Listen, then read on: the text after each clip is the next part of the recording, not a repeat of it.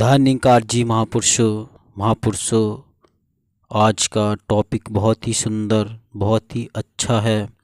दास निवेदन करता है कि आप वीडियो पूरा सुने और ध्यान से सुने और सभी महापुरुषों को शेयर भी कर दीजिएगा, ताकि सभी सुनकर भी इस साझा का आनंद ले सके और वे भी निरंकार परमात्मा से रहमतें प्राप्त कर पाएँ और अपना जीवन सुख मना पाएँ।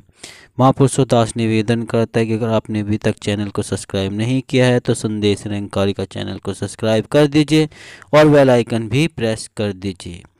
महापुरुषों, आत्मा अविनाशी परमपिता परमात्मा की अंश है और हम इस अविनाशी परमात्मा को प्राप्त कर सकते हैं।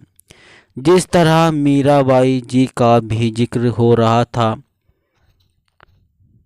कि बचपन से वो अपने हाथ में भगवान श्री कृष्ण की मूर्ति रखती थी, पर जब गुरु रविदास जी का सतगुरु रूप में उनके जीवन में आना हुआ, उसके पश्चात उनकी अवस्था बदल गई।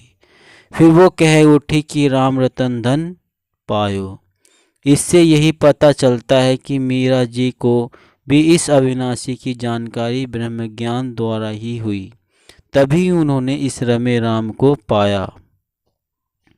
महापुरुषों, हमारा समय भी बीत चल रहा है और जिनका बीत गया वो तो निकल गया, पर जो बचा हुआ है उसके एक एक पल का हमने सदुपयोग करना है। अगर कोई बुरी आदत या क्रोध आदि जैसे विकार अभी भी हैं तो समय रहते उनको बदला जा सकता है। अक्सर ऐसा देखा जाता है कि जब हम किसी धार्मिक स्थान पर जाते हैं तो हमारी बॉडी लैंग्वेज, हाव और बोलचाल सुंदर हो जाते हैं, पर संसार में विचरण करते हुए मीठे वचनों के स्थान पर मुख से सूखे बोल और अब्द शब्द निकलने लग जाते हैं। अगर हम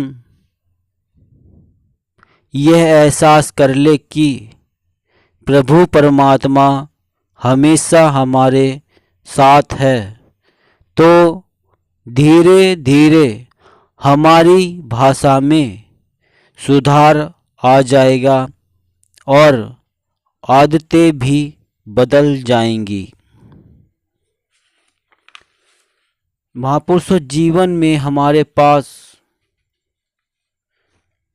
बहुत सारी विकल्प होते हैं कि हम क्या करना चाहते हैं।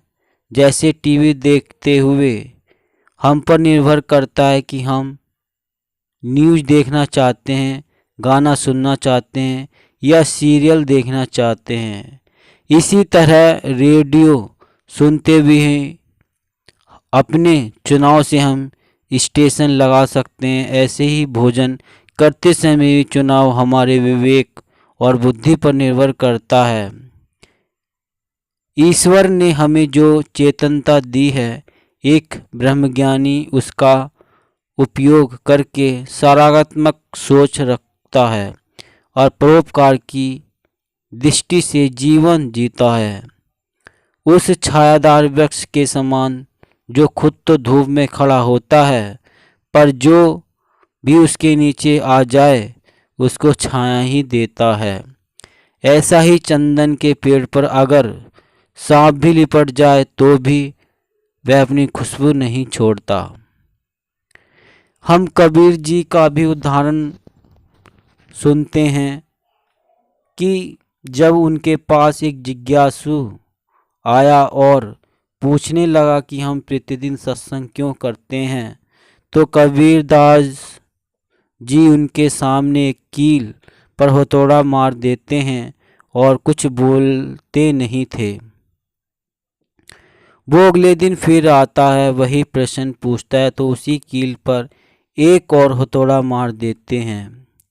कुछ दिनों बाद उस जिज्ञासु को यह बात समझ में आ गई कि जिस तरह कील को जमीन में पक्का करने के लिए बार बार हथौड़े की मार जरूरी है, उसी प्रकार अच्छे संस्कारों और अच्छी आदतों को जीवन में ढालने के लिए सत्संग भी नित्य करना जरूरी है।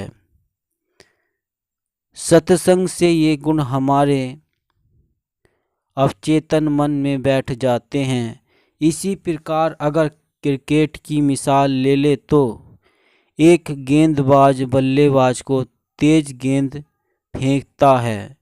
अगर कोई बल्लेबाज से पूछे कि तुम रोज अभ्यास क्यों करते हो तो वो यही कहेगा कि गेंदबाज की गेंद अनेक तरीके से मेरे बल्ले पर आ सकती है।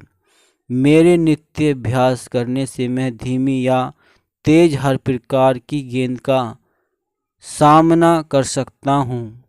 इसी प्रकार नित्य सत्संग करने से हम जीवन के उतार चढ़ाव का सहजता से सामना कर पाते हैं। एक भरी हुई बोरी में हम जहाँ भी छेद करेंगे उसमें से वही बाहर आएगा जो उसमें भरा होगा। अगर चीनी होगी तो चीनी निकलेगी, और अगर कुछ गंदी या कड़वी वस्तु भरी होगी तो वही बाहर निकलेगी। इसी प्रकार अगर हमारा नाता निरंकार से जुड़ा है तो हमारा व्यवहार और बोल भी सुंदर बन जाएंगे।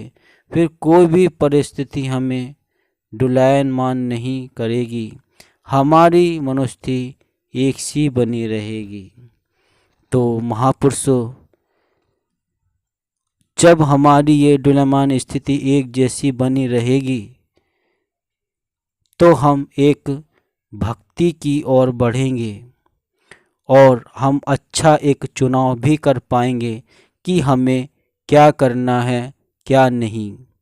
तो महापुरुषों, ये चुनाव और हमारे लिए हैं और हम अपनी सोच एक होने के नाते हम ये कर सकते हैं, क्योंकि चेतनता सतगुरु ने हमें बख्शी है, बुद्धि हमें बख्शी है। तो हम इस विवेक से काम लेते हुए अच्छे या बुरे, सही या गलत का हम चुनाव करते हुए अपने जीवन में आगे बढ़ सकते हैं। तो महापुरुषों, आज बस इतना ही। अगर आपको ये साझा अच्छी लगी है तो आप वीडियो को लाइक व सब्सक्राइब भी कर सकते हैं और सभी महापुरुषों को शेयर भी कर सकते हैं ताकि वे सुनकर आनंद उठा पाए। महापुरुषों, दास मनीष फिर मिलता हूँ एक और ऐसी ही अगली वीडियो में। तब तक के लिए आप सभी से आपके चरणों में दास का धा निरंकार जी।